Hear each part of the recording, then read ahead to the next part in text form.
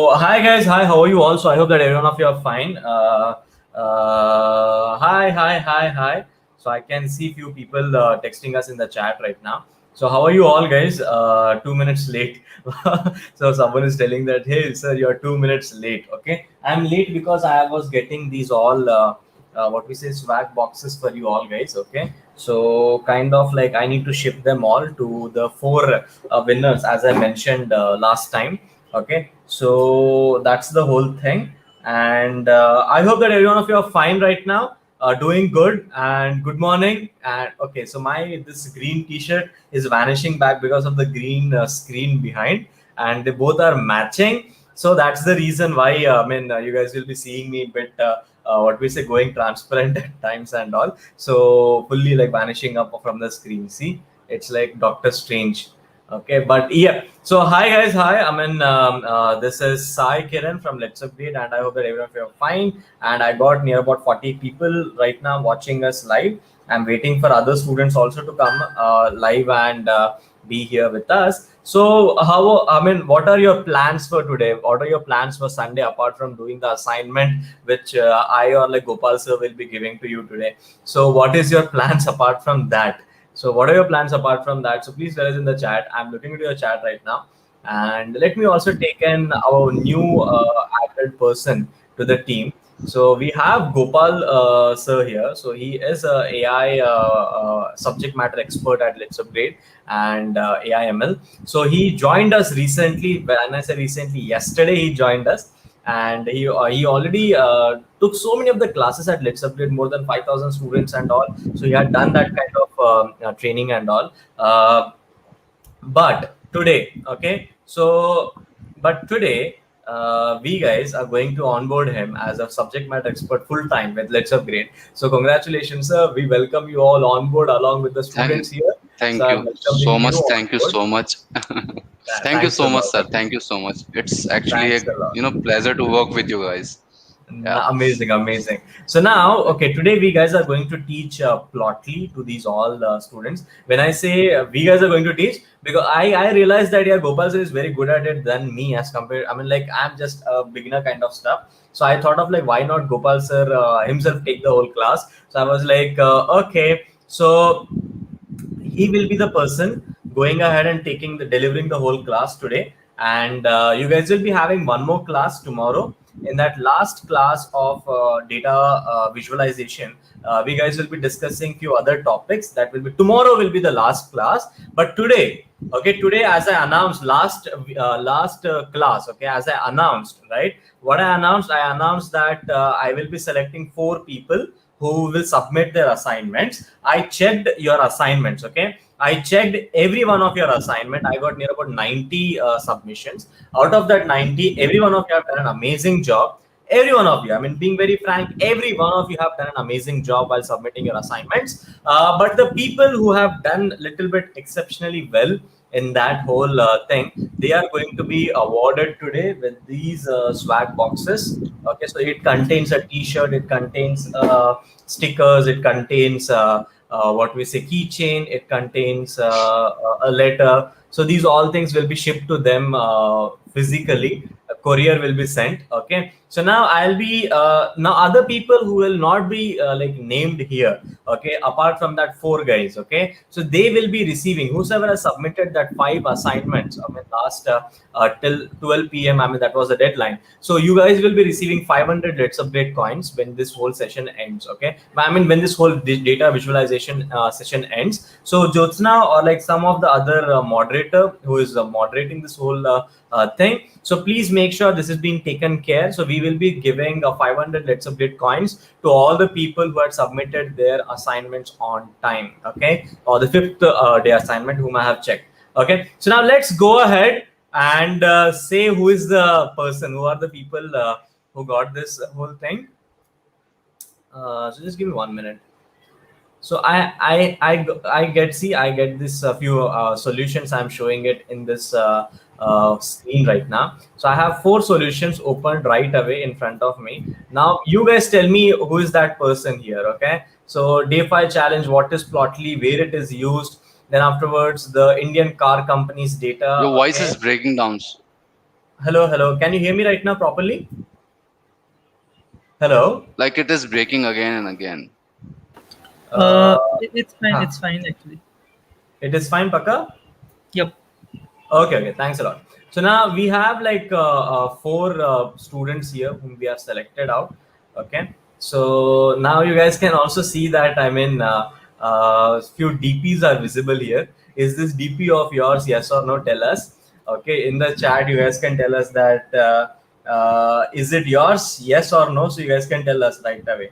Okay. So okay, so now here the thing is the very first question which I asked about what is Plotly. So you all guys have provided the answer. All the four people here have provided the answer. Not only four, all the 97 people who submitted their assignments. Every one of you gave the answer. Few of you guys have not given me the access right properly. That's the reason I was not able to check it. But yes, in the cases where it was openly shared nicely with the link and all, so we have provided this thing. So yes, if you see this right now, let's need to like minimize a bit.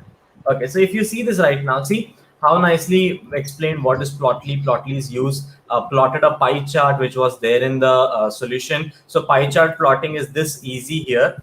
Okay, and then afterwards we also have the other thing, that is a bar chart which we have drafted for the most active cases, which I asked you guys to google out and put it here. Then afterwards, like recovery cases, so in few cases you have done cumulative recovery line graph, and in few cases you have done what we say particular month on month recovery stuff. Okay, so whatever it was all good.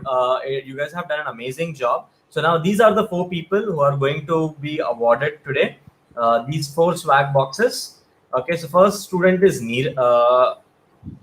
Just give me 1 minute. This student is not included in here. All the selected students, all the yellow marked students, right? All the students who are yellow marked, they are being selected out there. That is like Neeraj from Neeraj, whose email ID is Neeraj7 Regina. Okay, so this particular person had shared the good input. Then afterwards we have Vavla Balakiran Babu. Okay, so Balakiran Babu, so you congratulations, you also win a swag box. So this is how a swag box looks like. So I hope that this you guys are able to see. So this is how a swag box looks like, and you guys will be getting this very soon. All these four yellow marked highlighted students. Okay. So then we have Vaishnavi Deshmukh. Then we have Harshit Singh. So these are the four people whom we have selected to give the swags. But rest every one of you who has submitted these assignment, all the 97 guys of you. So you guys, I have deleted few people in terms of like who had not provided us the access. But yes, so at least 90 odd people will be receiving the swag box with yourself. Okay, so is it exciting? Yes or no? Please tell us in the chat right now. So is your name there out? Please let us know in the chat right away. Are you listed in that whole thing? Yes or no? So are you guys listed? Vaishnavi Deshmukh. Okay. Congratulations, every one of you guys who have received these swag boxes from us. Now over to Gopal sir. Gopal sir, this is one class. Apart from this class, we have to also take one more class tomorrow. So Okay. please, plan it accordingly. Today we have to cover Plotly, and tomorrow we have to cover some other topic also for them in the data visualization space. So that whole thing, Subrat sir can let us know in the further half. Okay. So now all the best to you, and you can continue with Okay. your whole class. So thanks a lot, every one of you guys who are joined Yeah. today. So all now, hand over to like Gopal sir, and he will take it from here. Thanks a lot, sir, for joining in. Now, just all the Okay. best. Go ahead. Thank you so much. Thank you. Thank you so much. So, hello everyone. So, I would love to know how many of you actually took my data visualization class previously. Like I gave here, you know, a session for 3 day session. How many of you actually took it? And apart from that, let me actually share my screen with you. Okay. All right. So it must be, yeah, it is visible now.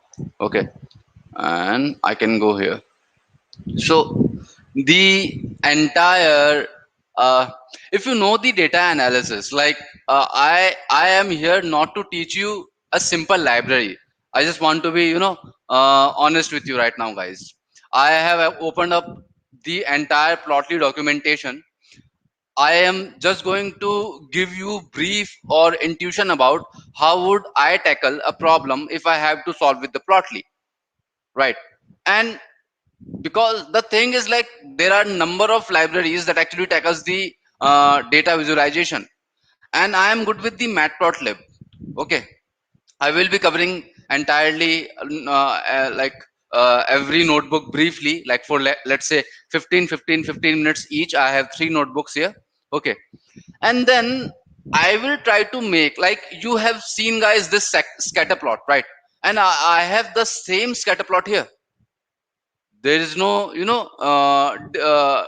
differentiating factor between them. And same goes for this. I have, like, in my third day of class, I have this. Okay, so it won't going to be much of a difference. Maybe there could be a some, little to know, but yeah, we if you know the data analysis or data visualization with a single library, more or less you are using the visualization, you are doing the analysis. First you are doing the analysis, and afterwards you are using the visualization, right? So, and uh, believe it or not, 95% of the time what you code matters not from the library but from your intuition. Okay, if I am coding a scatter plot from the plotly, it will not going to give me a different intuition from matplotlib, right? That is my point here. So let's actually start with the data analysis, and let me actually just brief you about this. And, like, let's say for, like, next for 10 minutes, so 30 minutes will be suffice. Then I will move to the plotly, then with the dash as well.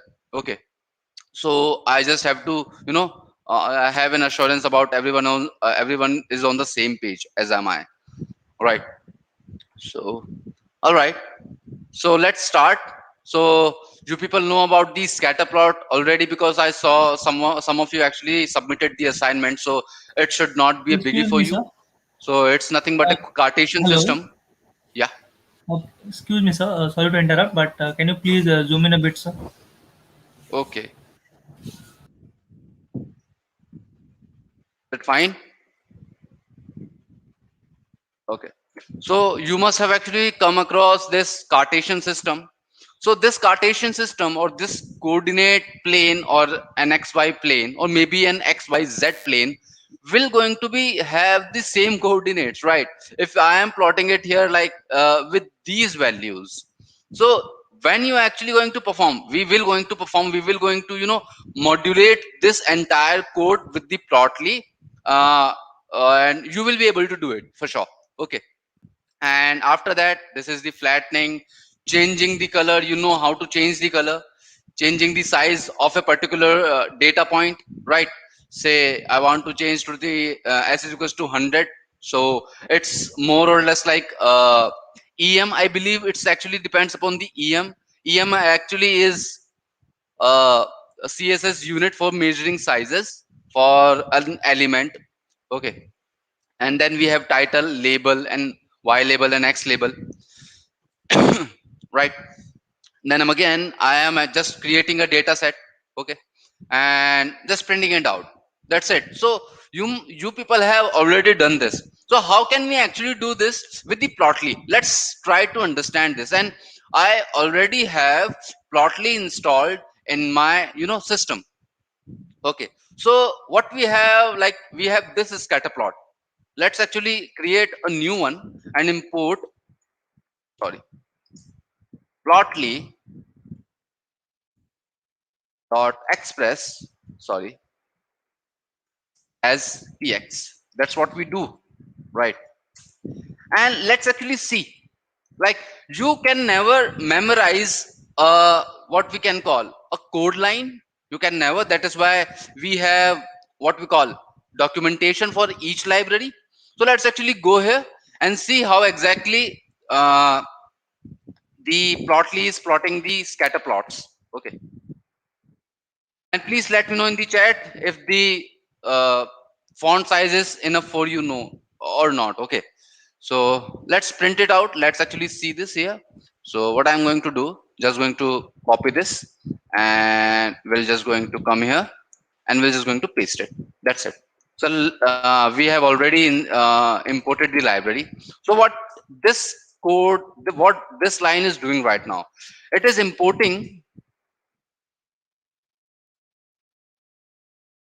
the iris dataset. That's it. Okay. So instead of actually going with this, let's actually go with this. So you can see, guys, like we have sepal length, sepal width, petal length, and petal width, right? So this is the iris dataset that you must have actually come across maybe once in your data visualization tasks. Okay. Now what I want, like I would love to have a scatter plot. Since we were having a scatter plot in this manner, wait a minute. Okay, in this manner, blue screen. Okay, why don't we have a scatter plot along with this? Okay, let's do this. So plot it out. So what it is doing right now, putting the sepal length on the x-axis, y-axis, and every x and y coordinate must be colored by the species. Is it still not visible? Okay, it's 250%, guys. Like 250% of zooming size. Is it still not visible or not? Please let me know. It's fine, sir. It's fine, sir. Okay, okay. All right. So the moment you actually run this code, sometimes it might take some time. Okay. So now you have it, right? So now you have it like this is your Virginica, this is your versicolor, this is your setosa, right? And we plot it out with the sepal length and sepal width. But how many of you can actually tell me, like, if this is giving us a good, how many of can actually tell me is sepal length and sepal width are showing us a good feature or not? Like, are they actually demonstrating for being a good feature? Like, are they really good feature to perform any data analysis again? Please let me know. Like, should we actually proceed with these two features, sepal length and sepal width? Since you guys already have some knowledge about data visualization, so I would love to know about your analysis part as well. So what do you think about this data, guys? Like, is it somewhat separable according to these features? That's what we do, right? Visualization doesn't happen without the analysis. Just remember this. If you can analyze something, then you can visualize. But vice versa is not true. No, no, no. Okay, all right. Uh, okay, all right. So in this will be covered in the second book, second notebook, which will be coming in next 10 minutes. So don't worry, guys. I will be, coming to that point. So that is how, so you see the point, right? So if you know the visualization, you can always create any visualization from any library. I knew how to create scatter plot. I knew what was the scatter plot in the first place, right? If I knew what was the scatter plot, I won't be having any problem in plotting that scatter plot into any library, be it matplotlib, be it seaborn, be it plotly that we are currently studying about, right? So that is the whole point here. Okay. So let's actually try to understand each and every step, and I will try to put a good intuition about how exactly the visualization part actually works. And I believe like I have a session tomorrow as well. Okay. Zoom it a more. Okay, okay.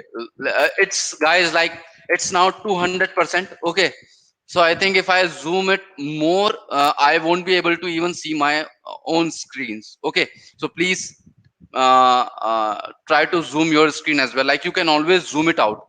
Okay, so that way it might work. Okay, but you are watching it on YouTube. I don't know if it works or not, but yeah. So changing the size, so we are just changing the every coordinate size here, and this is just the part where you are plotting it out. You are not making any analysis yet. Okay, and now this is why do you think this is a good idea to label a data point? Can anyone tell me in the chat box? Anyone, please let me know. How many of you can tell me why is it a good idea to actually label sometimes data? What if I actually remove the label and I get what will going to happen? Please tell me. It's easy to identify. Yes, exactly, Charan. It's easy to identify. That is the whole point. Like, why do we actually label it? Because when we don't label it and we don't pass the legend, it will be hard to identify. That is the case. Okay. Changing the shapes of the dots. That is just a uh, just playing around. You can use different dot shapes. I use a circle. Then again, I use your triangle and stars. So the choice will be yours, right? And changing the edge colors, and edge colors means what the circumference. I wouldn't call it the circumference for the triangle, but the parameter for the circumference. You can go with the circle, right? So the circle's color, circumference color is black, and the parameter of the triangle here is yellow. How exactly I did this? Like this, like edge color is k is actually reserved word for being a black, color in matplotlib. All right. If you won't give it label, it would. Yeah, you are right, Amit. Shorthand syntax. So this is your shorthand syntax. Okay. So that is how you can plot it out. So these were just the variants of scatter plots. How you can plot different variations with x and y coordinates. Okay. The next thing comes like the line plot. Okay. And again, to say this, we are not making any analysis yet. So please be with me. So a line is nothing but the concatenation of two or more successive data points, right? If I have to put it in a subtle way. Okay. So what it does, line, like you have a point here, then you connect that point with some other point, then other. So that way you can actually create a line, and that line should be a line like right. You cannot create somewhat like that, then otherwise it will be a parabola, right? So yeah, that is how you create a line. Okay, so we just did here, and its variability should be x, like its variability should be only one. So the standard line equation what we have is y is equals to mx plus c. Sorry, variability should be 2 if we are considering x and y both. Okay, so the variability will be 2. Okay, where x will be the domain and y will be the range. So this is your range and this is your domain. So what you put here, let's say you are putting 1.5. So for 1.5 you are getting, say, around like 125. So that is how your y is equals to mx plus c works, right? And then again the variation of the lines. Okay, so you can always go to the documentation, and I highly recommend you guys, like, whenever you try to build something on your own, be it a software development task like a web application or a mobile application. Okay, or even you are making an API for some company, or right now I am writing I am writing some code in the Jupyter notebook. Okay, it is really good to have basic understanding from someone else. Like, you are teaching from me right now, you can also learn from someone else. You can take anyone's courses, but yes, make sure to lay a good foundation first. Just don't run behind the libraries. Okay, I have seen people who are running behind the libraries like React, knowing nothing about the JavaScript and what exactly it solves. That is the whole point here. Okay, so yeah, and sometimes I have even seen people, like, not people, students, like, JSX and JS is different. Basically, React JS and JS is totally different. Okay, so I am not going to comment about it, but you are getting the point here. Okay, so yeah, just try to build a good foundation. Okay, so that was your line plot, as I just told you. And I assume that you peeps are from the engineering background, so you already know what the line is. Okay, so I won't be boring you about this. So just I changed the width of it, and then again I plotted the two lines on the same domain. What I exactly mean by the same domain, And I actually emphasizes more and more on the mathematics when it comes to data science, data analysis, or deep learning, machine learning, because that is how you actually talk to data. Like if you don't know the math, when I'm saying the range, and when I'm saying the domain, can anyone in the chat tell me what exactly do I mean by that? Okay, can anyone tell me what exactly the domain, how exactly the domain and range is being described in terms of mathematics? Please let me know in the chat. Okay, so people just actually learn about, like, okay, this is the green line, this is the red line. So but sometimes you don't actually see the smaller picture, like, not I wouldn't call it a smaller picture, but the granular details that it actually consists. All right, it's just a combination. What's combination? I am asking about the range and domain. Anyone can tell me what is range and what is domain, and which one of these terminologies belongs to which axis? Can anyone tell me? Mm, domain is the function. Domain is the function. Wow. All right. Domains means same area or related to the same information. This is somewhat correct. Okay. Sai, I give you. And range is the relativity with respect to domain. Absolutely put really good range in the relatability. Okay. Domain is input set of the function and output of the function is range. Diksha just nailed it. Like, Diksha's answer is totally correct.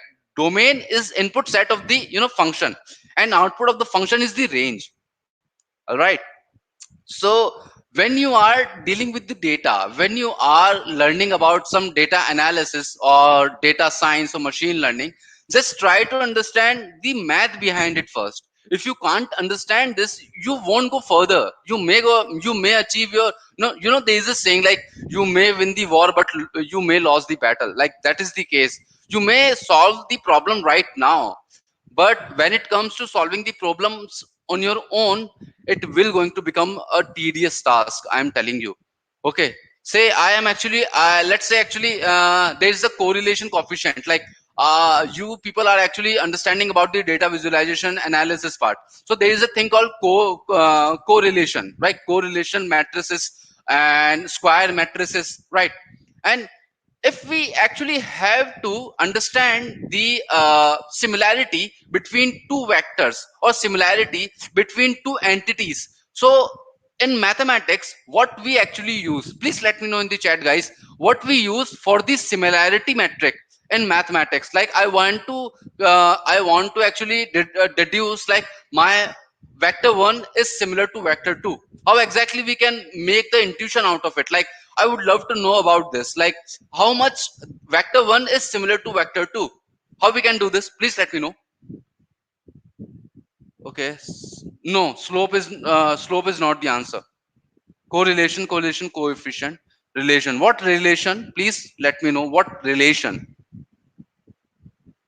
Magnitude and direction. Yeah, Amit Vaishnav is going somewhere in the right direction. And other than that, it is actually a good answer. Magnitude and direction. Okay, how many of you actually heard about the cosine similarity? No, X domain, not Y range. Okay.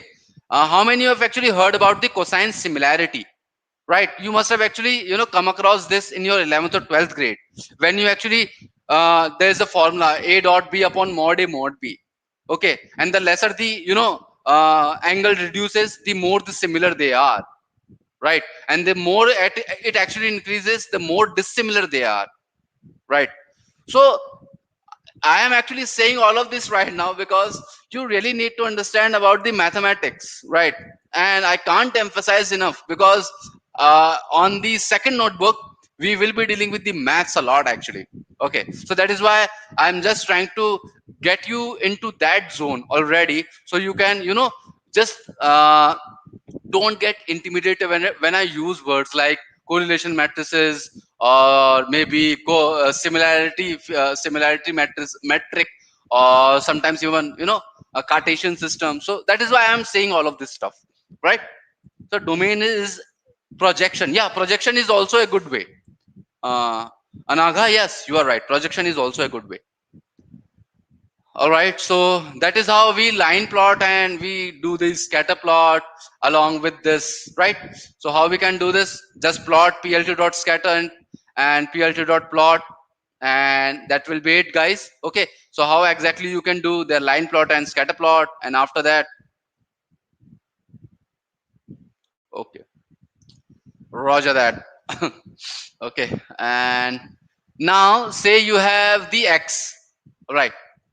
And you want to plot it on the different plots, let's say subplot 1 and subplot 2, right? So what you can do in the matplotlib, like matplot, why do I prefer matplotlib? Because it actually gives me we will gonna get into the plotly, and I can actually assure you guys, the moment I will be finishing this lecture, you will gonna go and do the plotly stuff on your own. Like, I assume my intention behind this lecture is to make you free from the any library, or rather build an intuition about how a problem should be tackled, right? So don't just run behind the libraries. There will be more or less like there could be one library today and there could be 10 libraries tomorrow. How many of you are going to learn them? Like, how many of them you are going to learn? Like, the number will just going to increase. That is my point. But if you have the domain expertise or domain familiarity, you will just gonna deal really well with every library you will come across. Okay, so that is how I am subplotting it. So plt.subplot, plt.subplot. So what exactly it means? It means 1 by 2, which means one row and two columns. So it is one row and two columns. And the second thing is like the 1 and 2. So the number it shows, number 1 plot, and this is the number 2 plot. That's it. And after each subplot, we are plotting this out like what we have been doing here. All right. Okay, and the same goes for this. And what exactly this is doing, adjust means we are adjusting the space between this subplot and this subplot. That's it. Okay, and now comes the bar charts. Okay, and what is the bar chart? Like, I saw people actually doing bar charts. Okay, like Cyclone servers actually mentioning. I would love to know, guys, your intention about what do you understand about the bar plot or bar charts? Please let me know in the chat. Okay, I know that there is a deletion, but there is a time deletion of 10 seconds. But okay,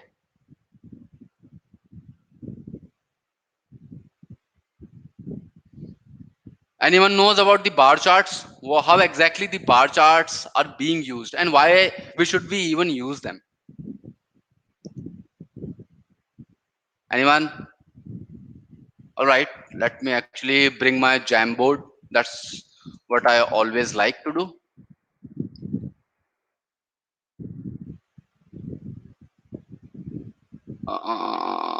There it is.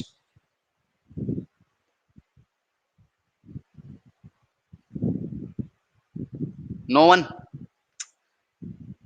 To get statistical report, comparison of multiple variables. Comparison of multiple variables. No, Vaishnavi, it is quite a vague answer. For statistical analysis, yeah, it's again a vague answer. To get a statistical report, no, please go slow. Yeah, Sagar, I can go slow, but this is actually the day 5, I believe. Right. So I can presume that you guys having the some sort of knowledge about the data analysis, bar charts, scatter plots already. Okay. Uh, for making statistical analysis of quantity over a period of time. Uh, yeah, that is somewhat good. Okay. So let's say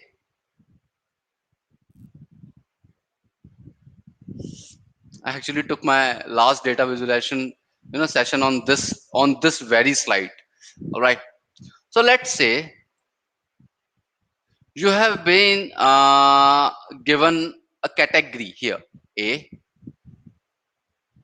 B, C, or D.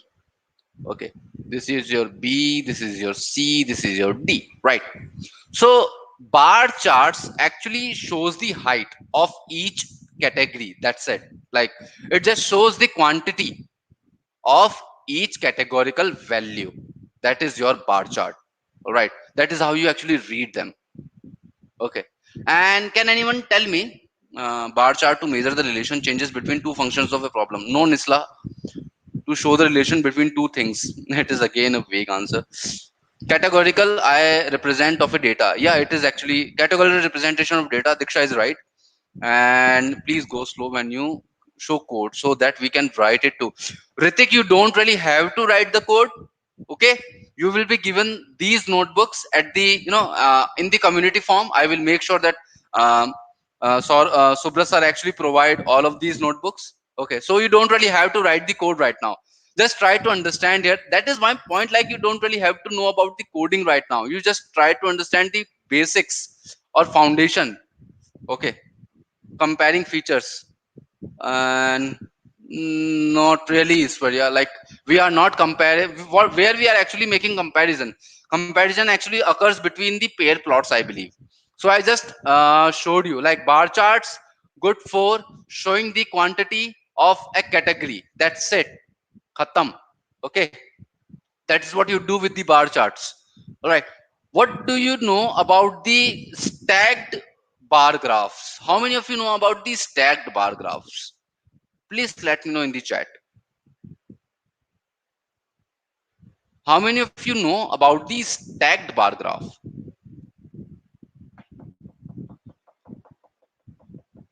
Okay, meanwhile I'll just let me actually bring this out. So comparison of discrete variable quantities perfectly put Vamsi. Yes, to measure the constant changes of one function based on the another. uh, in terms of function, it is somewhat correct. Yes, Nisla. Diksha Bist. Yes, what is Diksha? What is this? What? Why are you showing hand? Okay, all right. So that is your bar chart. Okay, and A is showing just nothing but the quantity of it. Okay, so what it is showing? 25. I just took the random number. If you see, I have categories of A, B, C, D, E. All right, and that is why bar charts sometimes bar charts have its own limitation. And what exactly the limitation is? If the number of category grows, if the number of categories grows, it will become much harder to read. Right? Let's say instead of 5, I would have 50. So in that case it won't be even able to put every 50 feature in here, right? So that was your actually the vertical one, but you may able to put the again I am subplotting it like the again the variation, but you may able to put 50 on the horizontal, like not the 50 but more than the vertical ones, right? Say you have around like 10 there, so you can I can assume on horizontal you can put around like 15 for sure, 5 more than that. Okay, all right, it shows height but divided according to different categories. Yes, stack bar graphs answer is some right. It's comparison. Okay. So let's understand stacked bar graph. Bar graph I have just covered. So let's try to understand the stacked bar graph. And don't worry about the code right now. Like as I'm telling you guys, like this is nothing but instantiating the arrays, right? I have the gold array. I just initialized a new array here: USA, China, and Russia, and then bros. Like it is nothing. Okay, and then I am again calling the method here bar 3 times. But what exactly is going on is somewhat important. Okay, so let's say I want to I want to plot a stacked bar graph which is gold, bronze, and silver. So I want to put gold on the bottom of it. Okay, so how many gold medals did USA won, China won, and Russia won? Okay, so the first thing that I want to put in here is the gold. Okay, so by just by looking at it, you can tell like USA has won the most gold medals in the Olympics, and after that China comes in, and then Russia.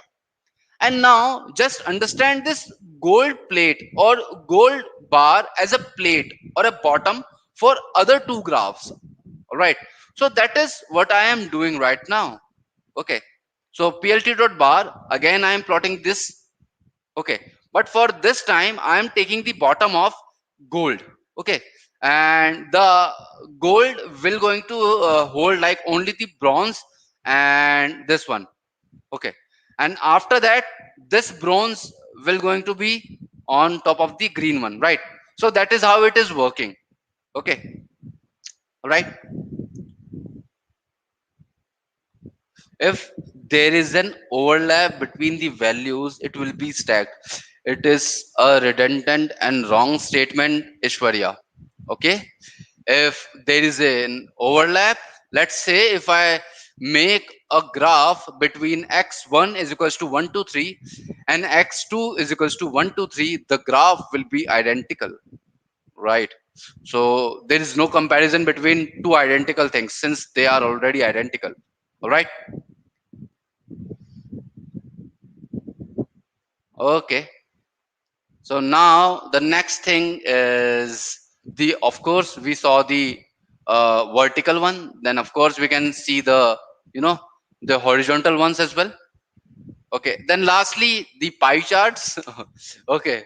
So actually, I actually prepared this, uh, stream, what I can say, slide.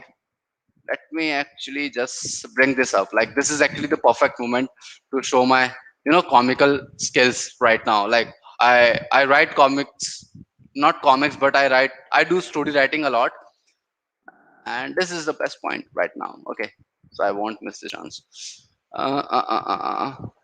Just a sec, guys. Let me build data analysis. Okay,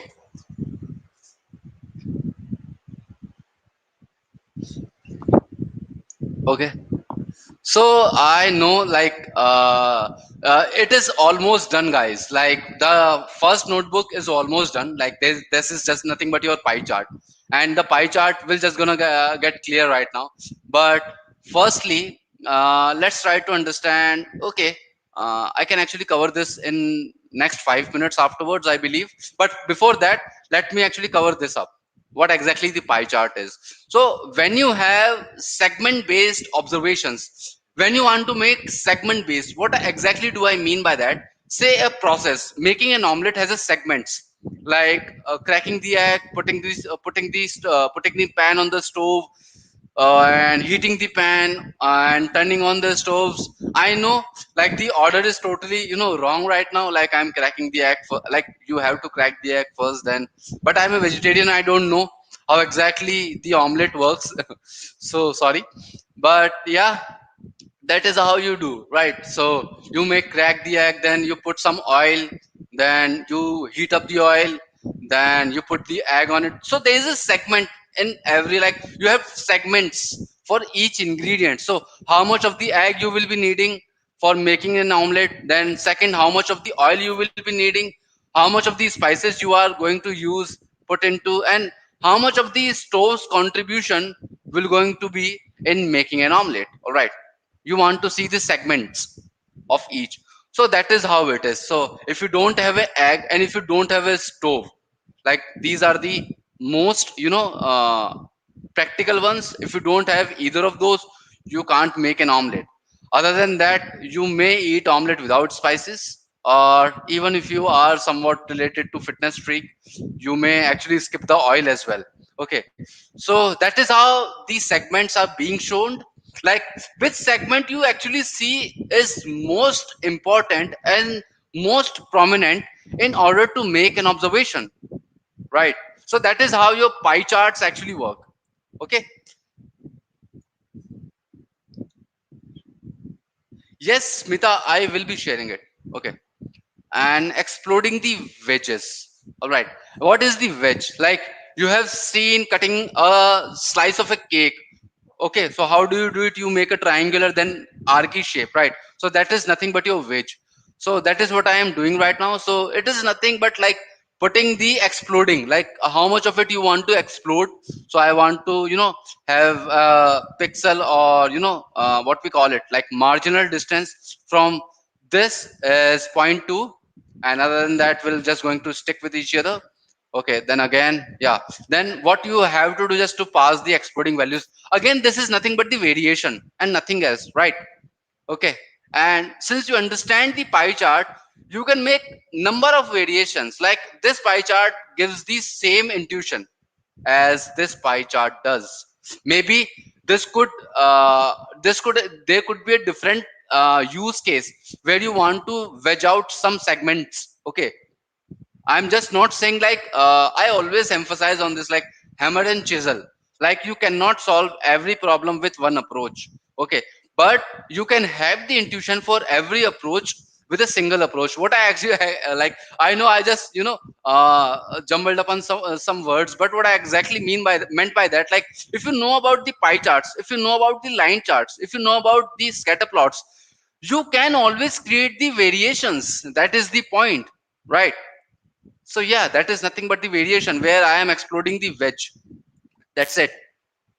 And changing the colors, again a new variation. So I put in an array for each. I know egg should be yellow, but I put in gray. Yeah, I don't know.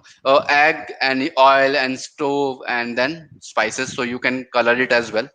And afterwards, showing percentage with autopacity parameter. So how much of it is like 35% is being contributed to egg, then stove, then we will be needing 20% of the oil, 5% of the pepper, 10% of the stove. So how exactly I did it? Like this. Like you can see, like I just wrote the numbers like 35, 20, 30, 10, and 5. That's it. Now you have egg for 35, oil for 20, spices for 30, 10. Sorry, stove for 10, spices for 30, and pepper for 5. Right, and I just plot it out. That's it. Pie chart. Your pie chart is ready. Okay. Okay, that was your pie chart, guys. And now you are taking care of two at once. Great. Okay. And now you actually want to maybe understand about the histograms, right? And just I would love to actually bring everyone back what exactly this class was about. This class was about the plotly, okay, and data visualization and data analysis. Okay, and now if I actually go here, if I just actually go here, I will just going to cover it up. This is more of a flask thing. Okay, I will just going to make you understand what is the flask and what it is. But say this is your scatter plot right now. Just let me actually brief you about it. You are just passing the data frame x and y and same iris data set and everything. Okay, and then this is your what do we call it, uh, whiskers and how many of you actually know about the whiskers and box plot? I don't know what these are, like Boylan. Exactly, these are Boylan plots. Okay, you must have actually heard about the Boylan and box plots.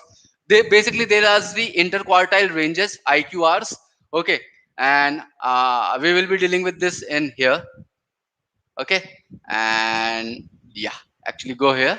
Okay, and we will be building the same stuff with the matplotlib. Okay, so now you must know, like if I can build this with the matplotlib, that is not a toughie to build this exact same plot, either with the C bond, either with the plotly. Okay, so that is your plotly again, guys. So yeah, that is your scatter plot. What it actually is doing right now is the normalization.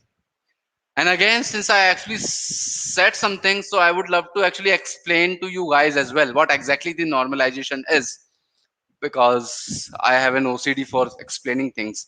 Okay, so say actually, please let me know in the chat how many of you can tell me what the normalization is. Come on, I know there is a time dilation, but I can wait. Come on, tell me what is the normalization? I am asking you in the perspective of mathematics, right? And that is actually comes under the stats part, like standardization, column normalization. Please let me know how many of you actually know about the normalization. Let me know, please. Okay.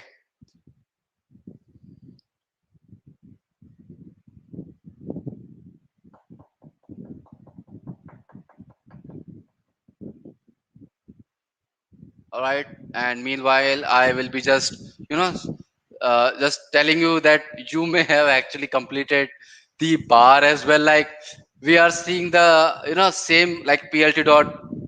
If we have two different difficulty levels and we want to evaluate accordingly, we will use normalization. Amit, just put it somewhat simply. Okay. Yeah, like it means that some important property of that thing is equal to 1. Is equal to 1? No. No, Ritik, your answer is wrong. If you have two different difficulty levels, like why don't you put it into, either you guys actually put it into layman's terms or in mathematical terms. Okay. Reducing redundancy. And Harshima just got it right. Exactly. Reducing the redundancy. Exactly. Say you have the data points on different scales. Okay. Say someone is like 100, 200, 300, 450, and out of nowhere your data has been exposed to data somewhat like 1000, 2000, or 4000 unit of data. Okay, each data point. So what you will going to do in that manner, so your model or your visualization or your analysis doesn't get corrupted, you tend to normalize that data, and that is what this guy is doing right now. Okay. So I just explained what the normalization is, but Harshima just put it really well. So reducing the redundancy, minimizing the data range, yeah, it is also a good thing. Yeah, Kuldeep, you got it right as well. Minimizing the data range, removing duplicates. No, Sagar, not Smita is saying normalization is the process of structuring a database. No. Yeah, if you are actually going with the database management system, just don't go there. Like I know, okay, Smita, I know the confusion here. Like you are talking about the one normalization form, two normalization form, three normalization form, then Beyonce and what we call BCNF and so on. Right? We have six normalization forms. Right?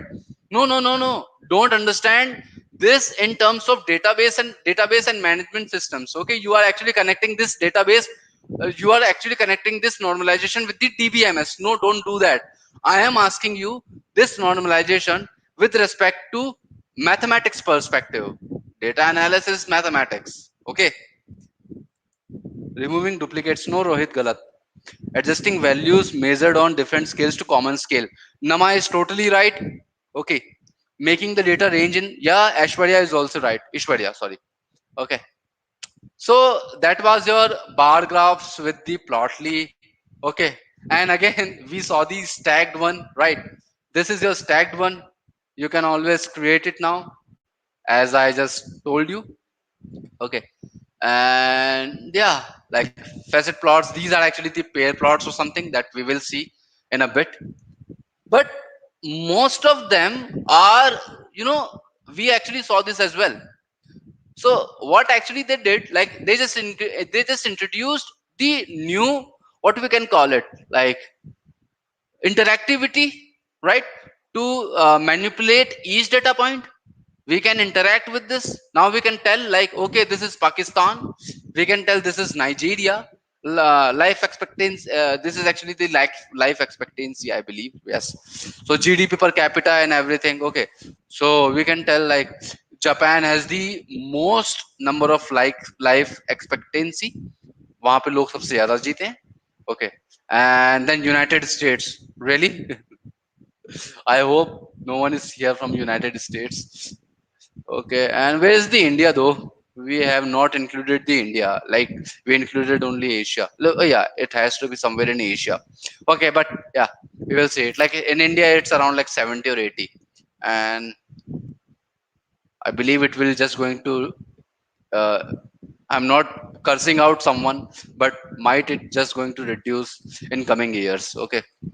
Part to whole charts, these are the pie charts. These are again the pie charts, and if you can actually read it out, so again that will not be a big deal, right?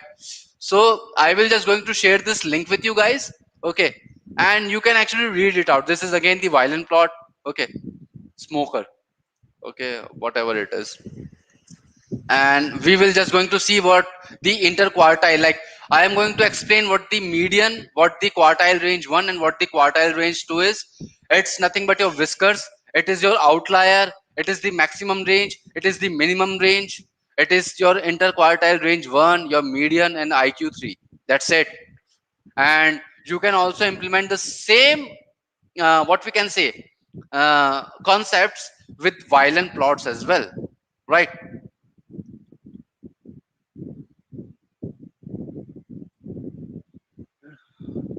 Okay, so this is your violent plot, right? But it is quite fun to actually see like where exactly the median is, what exactly the value is. As I just told you earlier, it definitely increase the interpretability for the data, right? But the concepts are the same, right? That is the point. And yeah, let's again, how this is your KD plot. This is nothing but your central tendency, right? And as we go far away from the central tendency, we tend to have the lesser and lesser points. So for this central tendency, what we can say, for 3 to 3.5, we have the more number of, what we can say, the codes, no, the sepal length and sepal width. This is your histogram.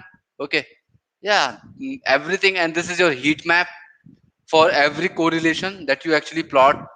This is and yeah, let's go into the histograms now. And now I want to know about if you guys actually know about the histograms or not.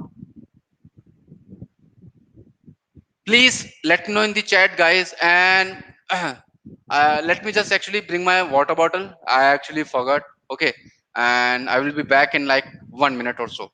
Okay.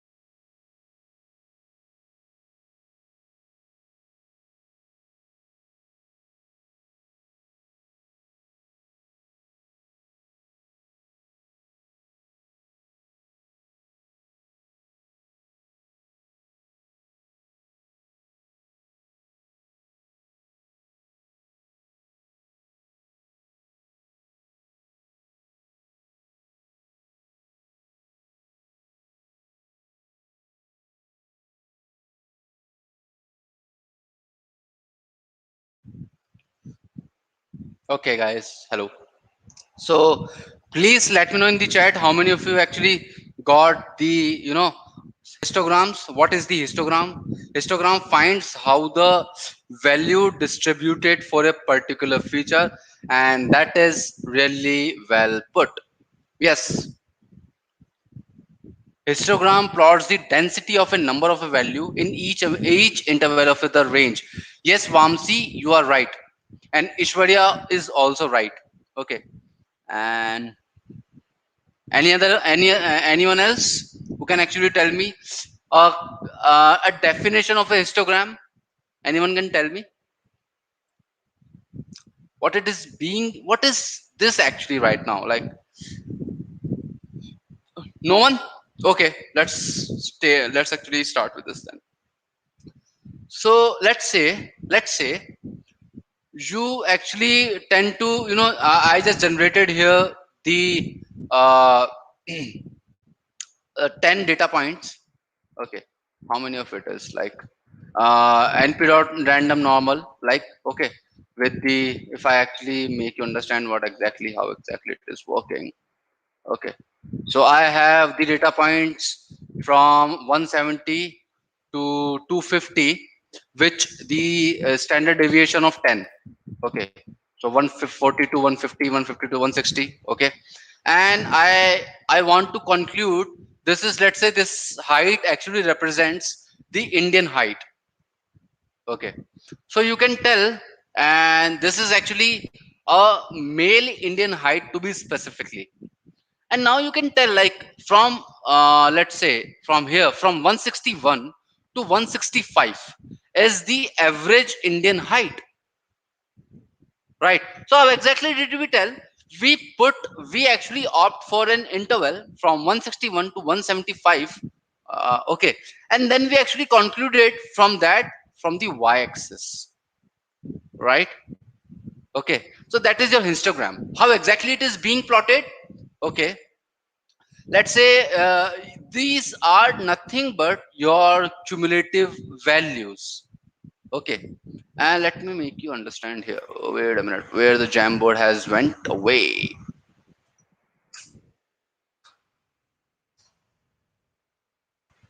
All right.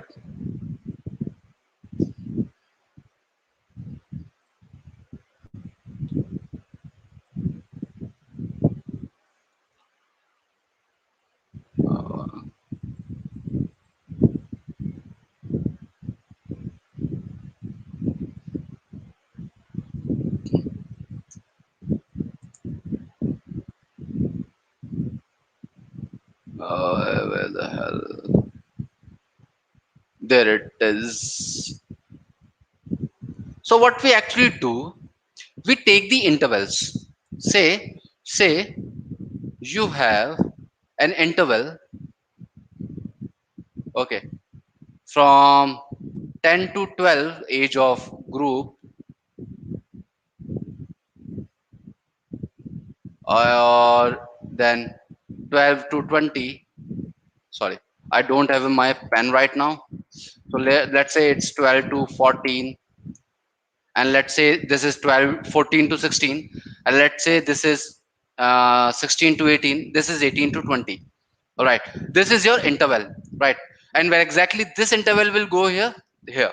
Okay, so where exactly it starts from? It starts from 10 to 12, not with the range, of course. First, it actually starts from 10 to 12. Then it actually went from 12 to 14. Then it actually went from 14 to 16. Then 16 to 18. Then 18 to 20. And for each interval, say for this you have a height for 5. So what you do? You plot a 5. And say for this you have 10. So you plot a 10. I don't know. I think the proportion has just got lost its integrity, but yeah, you got my point, right? And for 14 and 15, let's say it is 3 only, and this is this, and this is this. Okay, so you can see, like, for each interval, we plotted some quantity, right? That is what we have just did here. Like, that is what how we actually read this as well. Okay, so that is your nothing but cumulative sum, right? It is nothing but a cumulative sum with each interval, and each cumulative sum is giving you what? The height of an interval. That is your histogram. That's it. Okay. So yeah. Okay. So that is your Instagram. And again, now I played a little bit with this. Okay. So the moment I played with it, like, we have this bin. This is the interval. We can change the bin, and what exactly this bin shows, like, let's say we have how exactly it works. First, let me actually tell you, like, changing the bin. So maximum value minus minimum values upon number of bins, width of a single bin. What exactly do I mean by a width of a single bin? It means it can collect almost 3.6 data points only.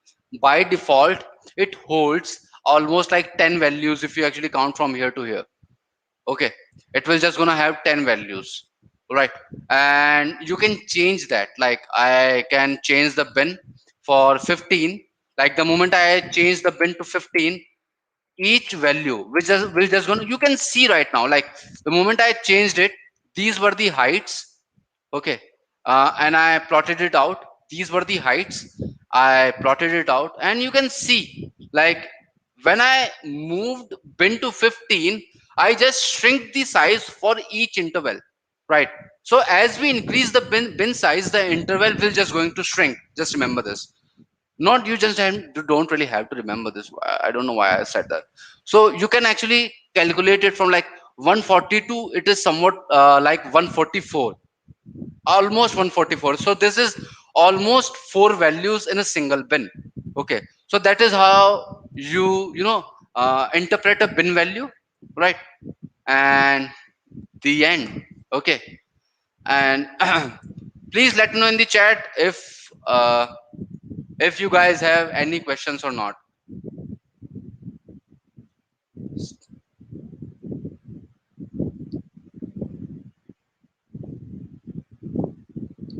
I'm waiting for you guys. Like I can always start my data visualization with this one.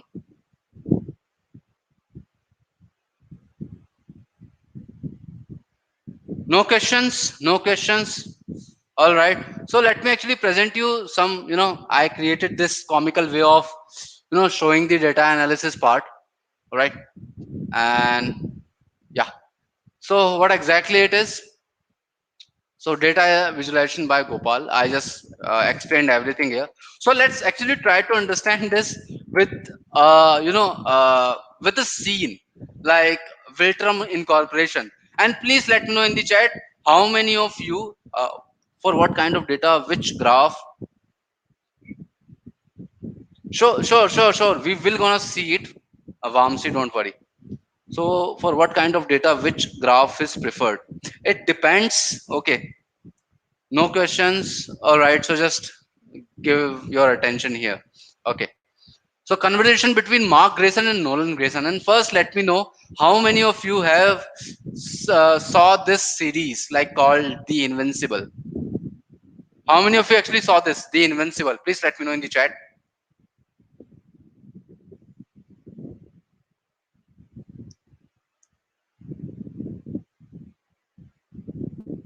Me. Okay. So that is just the end of it right now. So conversation between Mark Grayson and Nolan Grayson. So Mark, can you tell me how many employees got laid off from the Wilterman Corporation due to this corona? I am just actually making it like how exactly data visualization and analysis can be used. So Mark being Mark, he just tells his Nolan boss that okay, sure, give me like 10 minutes, and he says in affirmative mode like sure, okay. So the moment they say this, after 10 minutes later, what Mark did was like he actually found a CSV file which consists of 2,000 employees, and he even asked his boss like, "Would you care to dare it? Would you care to read it?" And what exactly the Mark represented, what exactly the Mark actually gave it to the to the boss was this file, and I think like you can never make any intuition out of this sort of data. Like it is nothing but the jargon of numbers and some random values. Okay, so yeah.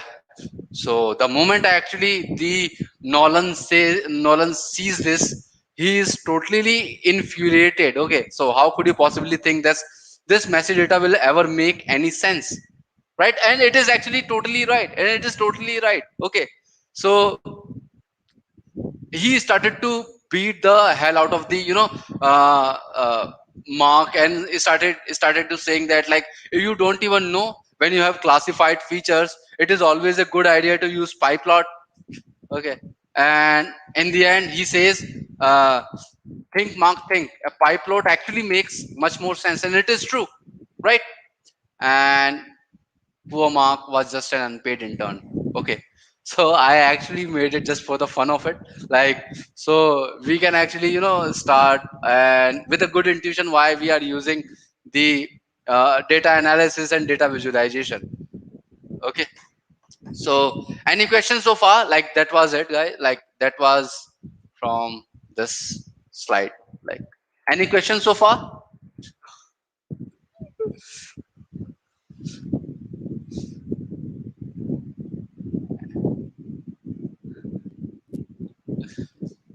any questions for me?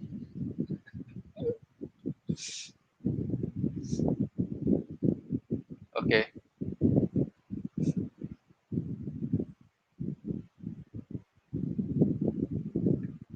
Yeah, intern was died. Like he was dead totally.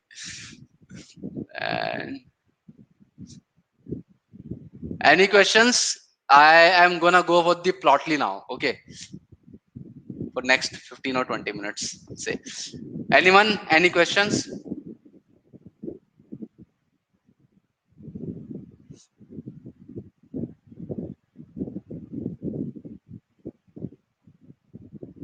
Nope. Okay, so I am actually moving forward now. So what I can give, like, I just want to be totally honest with you guys. Like, it is not in the scope of this single lecture to complete everything that I am right now showing you right now, because we cannot make something great in a hurry, right? So yeah, but what I can actually expect from you guys, like, to try it out, like this matplotlib thing. Okay, sorry, this plotly thing, right, from this graph itself. And I saw some of you actually used this projects in data visualization. Yeah, your project in data visualization is using this. Let me actually go here and go to the YouTube first.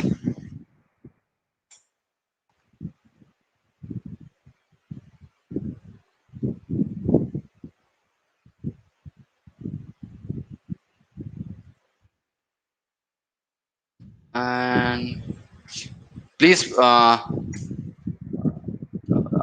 have just I've just shared the link with you guys. Okay, please try it out on your own.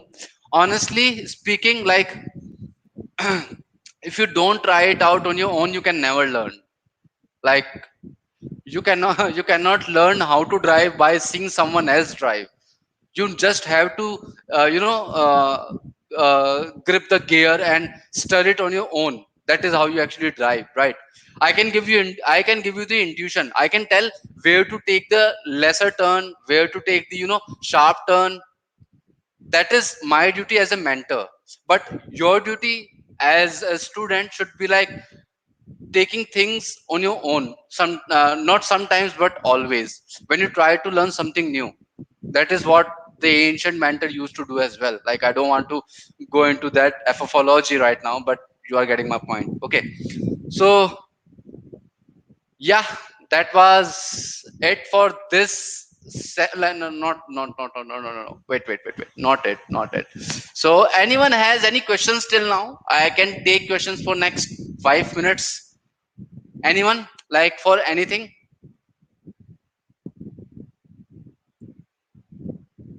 And most probably, I will take the session tomorrow as well. Okay, so uh, yeah, so tomorrow that will be a huge case for like 2 hours. Like, I will completing these two notebooks, 1 hour for each. And what I actually expect from you guys, like, you people are asking me what open source contribution in data visualization. You can open source to any of the libraries, Nama. Okay, show violent plot illustration. Yes, okay, Vamsi, let me actually show you violent plot. But for violent plot, I am actually refraining myself getting into the violent plot. Do you people understand the interquartile range? Or firstly, please let me know in the chat. If you do know, then it will be a just halwa, like not a big thing to understand. Please let me know in the chat. Interquartile range. If you do understand the interquartile range, IQR. No. How many of you know the percentiles? Anyone knows about the percentiles? Percentiles? Anyone? Okay, let me actually bring the data visualization tab here. All right. So what exactly the percentile is, and it is totally related to uh, quartiles. Okay, I can't create anymore, so I may have ran out. So let's actually do what we can do. Okay. What is the percentile? Say a percentile is being arranged in an ascending order. I will be covering this in much better way tomorrow actually. Okay. And we have like from x1 to say x thousand. Sorry. Let's say you have students from s1 to s1000. And how do you know? How don't you know about the percentiles? You people know about the percentiles. You get the percentiles in your 10th grade, guys. Are you kidding me? Diksha is saying interquartile range is the difference between third quarter. Perfect, Diksha. Yes, you are absolutely right. Yeah. And since Diksha just told us like what exactly the interquartile range is, so the first 25% of the data is called the IQR1, and the last 75% of the data is called the IQR2.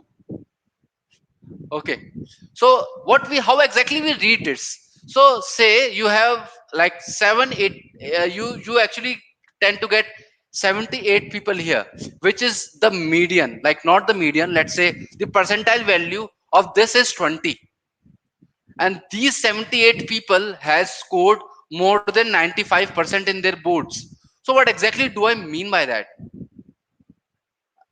Can anyone tell me what exactly do I mean by that? By 20th 95 percentile, like I can tell like what exactly do I mean by that?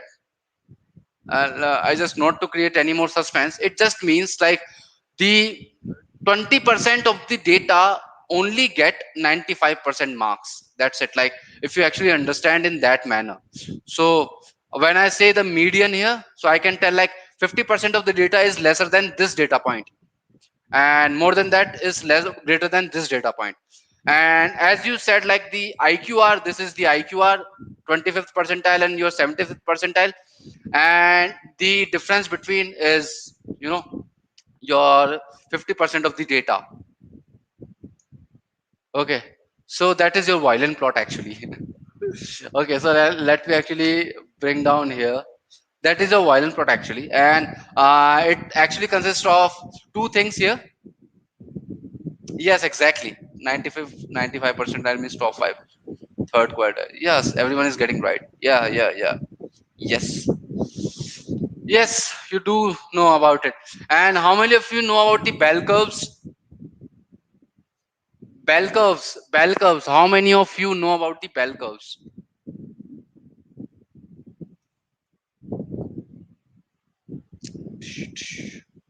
Anyone know about the bell curves? Sir, I don't know. Anyone else who doesn't know about the bell curves? So it might actually become trickier. You might ask me what are these bumps? Like what are these humps? So if you don't know about the, yes, I know about the bell curves. Diksha, you know about everything. Wow.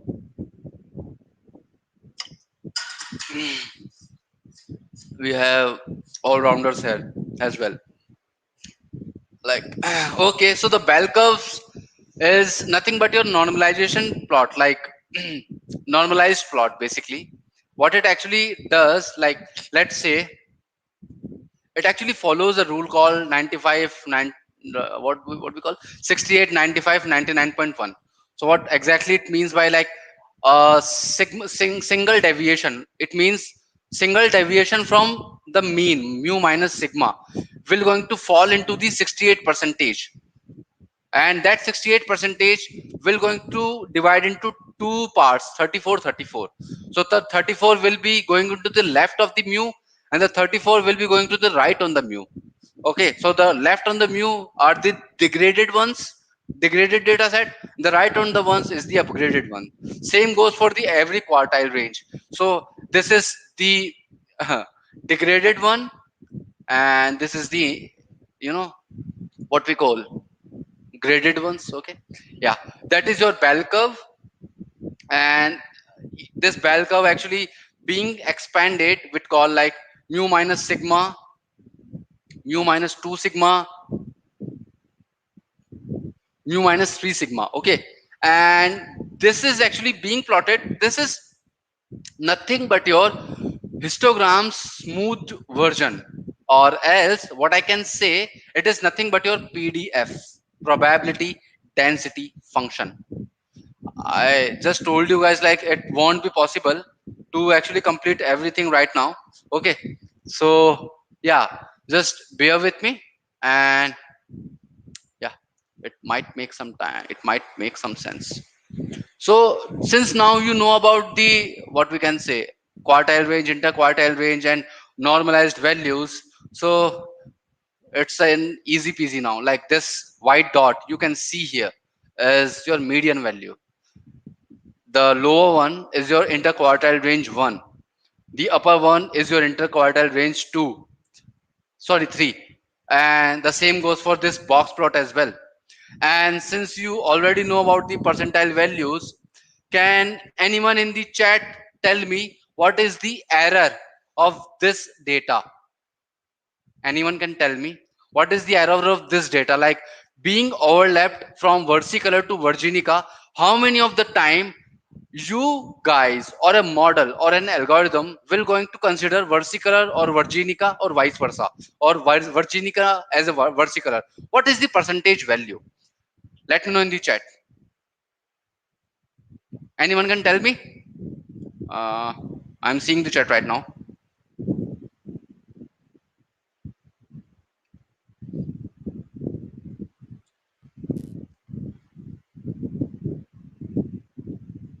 80? No, nama wrong. Anyone else? What is the error? What will be the error here for being considered versicolor for virginica or virginica for versicolor? What will be the error rate? Just look at the interquartile range. That's it. IQR1. Just look at the IQR1 and just look at the IQR3. And I'm not going to tell which one of those. 25%. Yes, exactly. Wow. Yes, this is 25%. It is quite evident right now, and you guys are already understanding what exactly do I mean by, how, why exactly I emphasizing on the words maths. If you don't know the math, you cannot do a data visualization. You may able to run some sort of libraries, but what do you do if you can't actually predict something out of it? Okay, you may able to, say like you may able to plot out the fancy graphs. I'm going to plot out the fancy graph right now with the plotly, of course. But yeah, that is my point. Okay, 24, 25%. How, bruh? Okay, how? Okay, Dhanesh is asking how. So please, Dhanesh, let me know if you got it or not. I am explaining right now. So this interquartile range for versicolor here is 25%. I mean, like this is for 50%, this is for 25%, this is for 75%, and this is totally 100% basically. So this range can be considered as 25%. And the same goes for here, the where actually it starts from almost 25%. It is not exactly 25, but it is almost 25. So it actually starts from IQR1. So this IQR3 and IQR1 are overlapping with each other. Okay, so we can literally tell that last 25% of this versicolor and initial 25% of this virginica is overlapping. So those two versicolor and virginica will be what we can say, classified, right? Okay, I hope I actually got your doubt cleared, Danesh. Please let me know in the chat. All right. So that is how you see the error rate here is 25% for being versicolor or virginica. And now, but just gotcha, bruh, just visualizing. Okay. All right. So now someone actually asked me about the violent plot. So it's nothing but, again, it's quite easy. This is your violent plot. And you can see like this is nothing but your, what we can say, your bell curve, right? This is your median, this is your quartile range 3, this is your quartile range 1, right? So this is your maximum number of the, values, not values, sorry, the maximum unit of any category. Say here I have right now like the, what we can say, pattern length. So I have pattern length here, minimum is just above 1 centimeter above, and just below the 2 centimeter. Okay, so that is your unit is all right. So I hope I actually cleared your doubts. So please, and I have doubt, bro, where it take the datas in Plotly. Okay, there it is. Take the data. Like you just have to pass the DF here. You have the data. Let me actually plot it right now.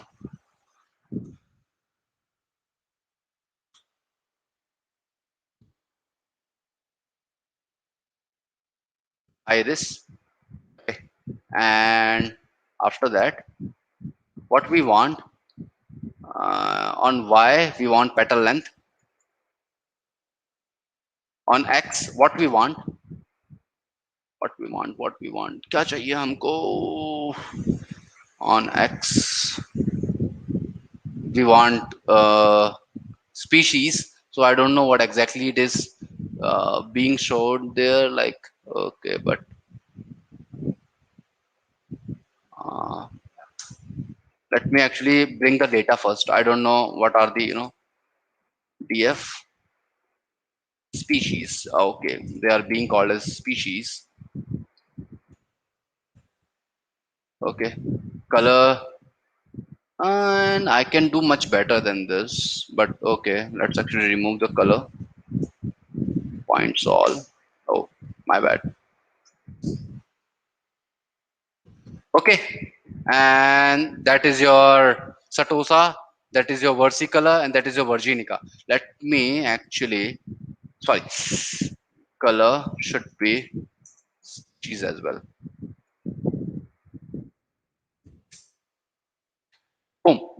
Okay, so that is how you use in Plotly, like I just told you right now. But okay, so we are getting almost the same result as we did with the this graph, where it is right. Just see this and see where the hell this went, and see this. Okay, we are getting almost the same results. All right. So yeah, I hope I actually cleared your doubt. Have to import CSV? Yes. Yeah, Iris is an inbuilt. Iris is inbuilt. Yes, Iris is inbuilt here, and I will be showing you Iris tomorrow with the manual data set. This is something that I did with the here. Where does here it is. So I have the data set. I actually read it out from the GitHub list. So don't worry about it. We will going to do it with the manual one. So uh, yeah, right now Iris is inbuilt, Anish. So any more questions? And I am actually ending the session now. Any more questions?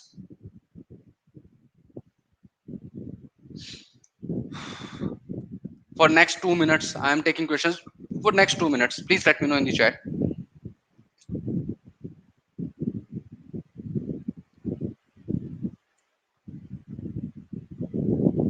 Nope. So okay, I hope you learned something new from me, and I keep on mentoring you guys in the right direction. Okay. Hi sir, assignment question. Assignment is try the Plotly Express library. Okay. Just try it out. Just go here, Plotly Express, and type it. Like just type Plotly Express Plotly. You will be redirected to this page. Okay.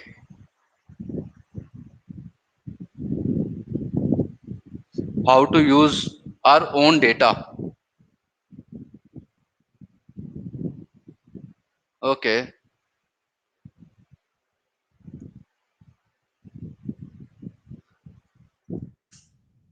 You can import the data from any data set sources. Let's say I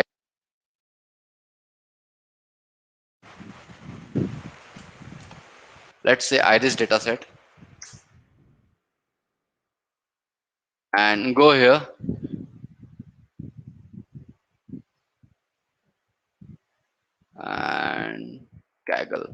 rather actually go with the Kaggle one because they have already, labeled it. I don't want to really label it right now. So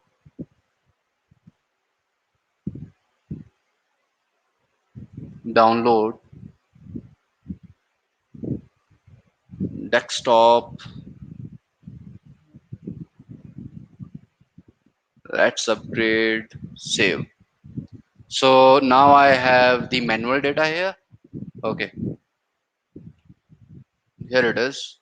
Okay, and now instead of actually passing this, we want to actually pass to the manual data. So for that, what I'm going to do, import pandas as pd, and what I'm going to tell, like pd dot read is csv iris dot csv iris dot data. Okay, and I have the iris data set right now. Okay, now I have to label it, so you can always label it. uh, let's say x1, I don't remember the names, x2, x3, and x4. Not the 4, but what we can say, the class. I have, how many I have? Like 5, 4, 5, x4.